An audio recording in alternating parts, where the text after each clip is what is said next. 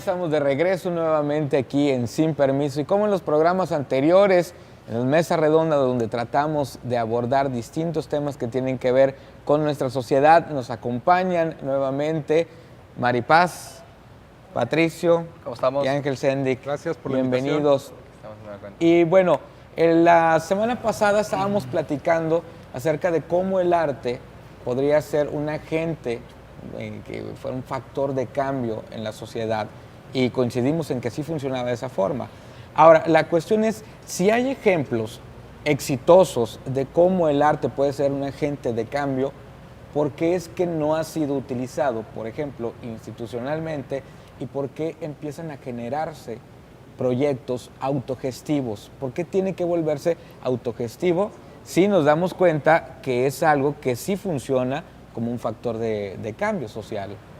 Sí, el ideal sería que tuviéramos una política pública de fomento al arte y a la cultura que realmente promoviera un montón de proyectos que son necesarios, sobre todo en colonias populares, donde el arte y el deporte pueden convertirse en factor para que trasciendan muchas situaciones de carencia, de pobreza, ¿no? Y no quiere decir de que van a comer con el arte, sino que van a tener una visión de la vida diferente y de superación de sus propias limitaciones también. Porque tanto en el arte como en el deporte eso implica, ¿no? Estarse cultivando, estarse introspectando para superarse, para ser cada vez más finos, ¿no? Yo creo que sí, eso es bien importante y sí hay esos apoyos, pero no los suficientes, ¿verdad? No se les da aparte continuidad, porque muchas veces hay programas que inician y los terminan, bueno, así como, ay, ahí solitos pueden, y no, hay comunidades que no pueden, o no es el tiempo suficiente para que ellos se siga generando ahí el movimiento, ¿no? Y yo creo que por una parte, los independientes son la respuesta a eso, ¿no? Se tiene que hacer la misma necesidad artística o muchas veces conjugando, ¿no? Que se unen al arte en función de otra cosa para poder trabajar independientemente, y creo que sí hay muchos ejemplos, ¿no? Mencionabas todo lo que se está gestando, sobre todo ahorita en Monterrey, aquí en el centro de la ciudad, varios movimientos, ¿no? Sí, con la pregunta que hacías, ¿por qué tienen que surgir los proyectos independientes? Pues precisamente por una política pública que no da respuesta, ¿no? Una política pública que está ya viciada, o sea, aquí tenemos un instituto que se encarga del arte y la cultura, y son un grupito de becarios que siempre están así buscando las becas. Ya con la mano extendida de la que sigue. Entonces ya se envicia, ¿no? Se hace como un círculo muy cerrado. Y bueno, pues los otros proyectos que surgen, pues tienen que surgir así, independientes, rascándole con sus propias uñas, ¿no? Y, por ejemplo, lo que se está viendo ahí en el barrio La Luz es súper interesante, de un par de años a la fecha, un montón de proyectos culturales que se están instalando, que están surgiendo ahí, galerías, está Graficante, que recién acaba de abrir, está la Galería Olarte, está el Taller de Bacalao, tenemos el Mercado La Luz, Casa Tlaltoca, un montón de biblionautas, un montón de proyectos que muy poquito tiempo, pero en este poquito tiempo se han logrado consolidar y darle una identidad a este barrio que está surgiendo, ¿no? Pato, ¿vas a comentar algo? Sí, bueno, también lo que pasa es que, bueno, pensar que en el caso de Nuevo León Conarte es la única institución encargada de proveer de arte a la sociedad es un error, ¿no? Y hemos visto que en los últimos años se le ha reducido el puesto a esta institución, pero también están los municipios, por ejemplo, que también están encargados de promover la cultura y el arte en sus propias localidades. Pero aún así los presupuestos y los planes para acercar el arte a las comunidades son muy limitados. Y aparte de ser limitados, muchas veces son muy restrictivos o con condiciones para los propios proyectos.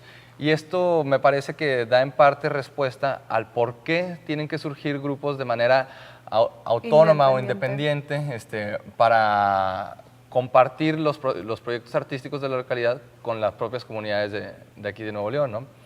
Entonces surgen proyectos interesantes que a pesar de tener presupuestos limitados, pues tienen la libertad de compartir de manera más directa y con la comunidad, ya sea el quehacer plástico, fotografía, pintura, lectura, danza, música y una serie de cosas más, ¿no? Que se comparten. por alguna razón también de pronto hay como esta especie de velo que no nos enteramos muy bien de lo que sucede. Me vienen ahorita a la mente varios cuestionamientos. Uno de ellos es si no hemos estado haciendo de menos, más no solamente las instituciones, sino la sociedad en general, a la cultura y al arte, si no la hemos estado haciendo de menos, no hemos menospreciado el valor regenerativo que puede tener eso por un lado.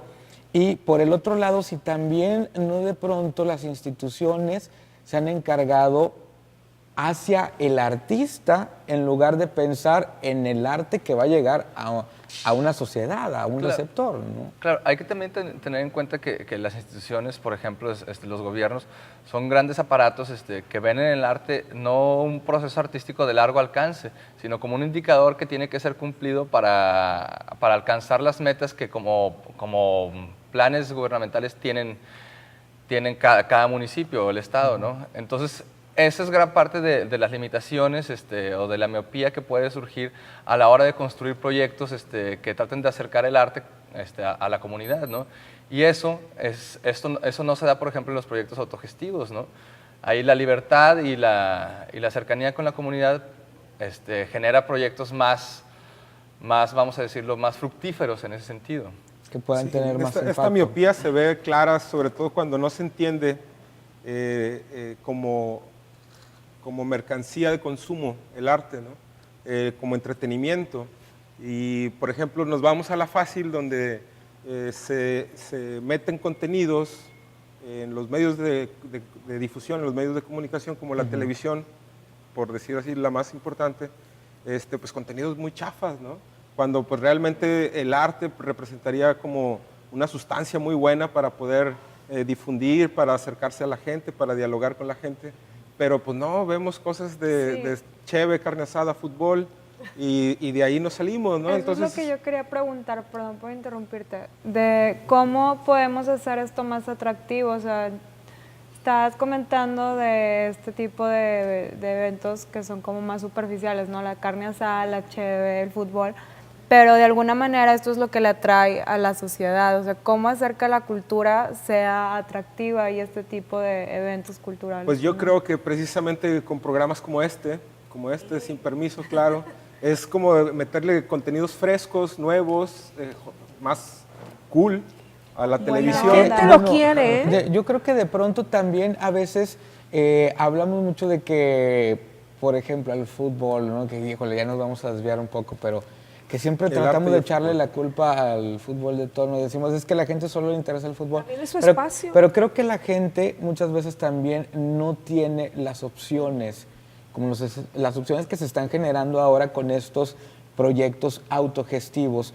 ¿No será, en todo caso, que tenemos equivocado y erróneo el concepto de lo que es cultura y de lo que es arte?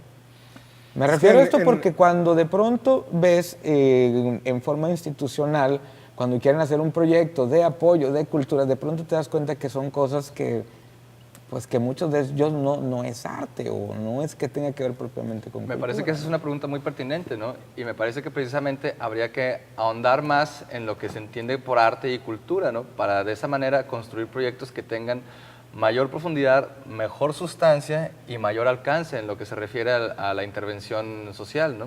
Sí, porque, bueno, a mí me ha tocado un par de ocasiones, un par de ejemplos, donde he tenido que estar ligado a instituciones que tienen que ver con jóvenes y donde lo que se lleva de ejemplos para los jóvenes son actores de la televisión local, justo de los que todos estamos criticando, ¿no? Entonces, ¿qué es lo que sucede? Que no tenemos bien claro cuál es el concepto de lo que es cultura o de lo que es arte, ¿no? De lo que podría ser funcional también. Después, por eso, creo que el principal problema es cuando la sociedad en general piensa que el arte es entretenimiento. Exacto. O que el arte puede ser aburrido también. O con lo que dijimos el programa pasado, y se me hace lo más preocupante de todo, decir que el arte no sirve para nada. También que el fútbol es cultura o que también el fútbol puede ser arte. Yo creo que tiene que ver sobre todo con las intenciones y con las formas en las que se presenta, ¿no? Porque si los medios de los medios de comunicación solamente te atosigan con 2, 3 temas, ¿no? Con fútbol todo el tiempo, comerciales de cerveza y comerciales de que las reuniones se hacen nada más haciendo carne asada, ¿no? Entonces, hay por ahí un dicho que dice, bueno, la cultura termina donde empieza la carne asada, algo así. Sí.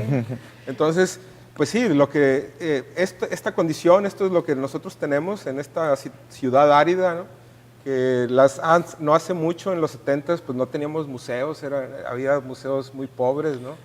Entonces quisieron darle así como todo este vuelco y fue cuando hicieron los museos, los 3 museos así enormes y como vamos a comprarnos nuestra etiqueta de ser más cultos, ¿no? Un poco así medio rancheros. Pero aún así podemos ver como quiera que hay proyectos que refrescan, ¿no? Esta situación que se vive aquí en el estado, ¿no? Claro, se va dando y justo es interesante que muchos de estos proyectos frescos pues sí surgen de manera independiente, surgen como proyectos autogestivos o con una vinculación también desde las instituciones. Y me parece que está en nosotros como sociedad pues consumir estos productos culturales, promoverlos, conocerlos, y de esa manera ayudar a que se sigan generando, ¿no? Sobre todo creo que lo más importante es dejar de estar decidiendo por los demás, en el sentido de que muchas veces se dice que un proyecto o un proceso cultural probablemente vaya a tener muy poco interés en cierto sector de la sociedad y ustedes mejor que nadie saben que hay un interés de la gente cuando lo llevas, cuando se lo ofreces, cuando lo pones ahí. Claro. Sea del nivel socioeconómico del que sea, hay un interés.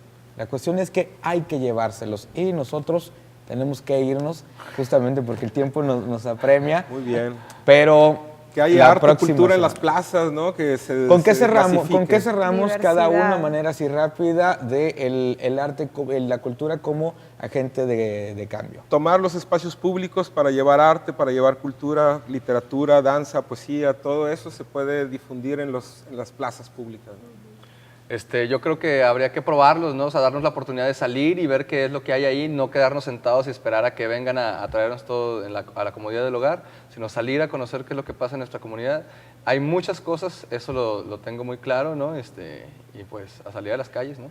Maripaz. Pues una invitación a los artistas, porque nos quejamos de la organización, bla, bla, bla, afuera, y el artista es el que tiene que tener la fuerza y siempre seguir en su lucha, ¿no? Y creo que se ha comprobado en la historia que haciendo tu labor es como vas a salir adelante. Bien, pues nosotros vamos con Vigo Gabela a un musical y ¿en qué coincidimos? ¿En qué cerramos? En que definitivamente el arte y la cultura son agentes de cambio social y hay que hacer más utilidad de ellos como parte de la sociedad en la que vivimos, ¿no? Vamos con algo de música y regresamos. Estás en Sin Permiso.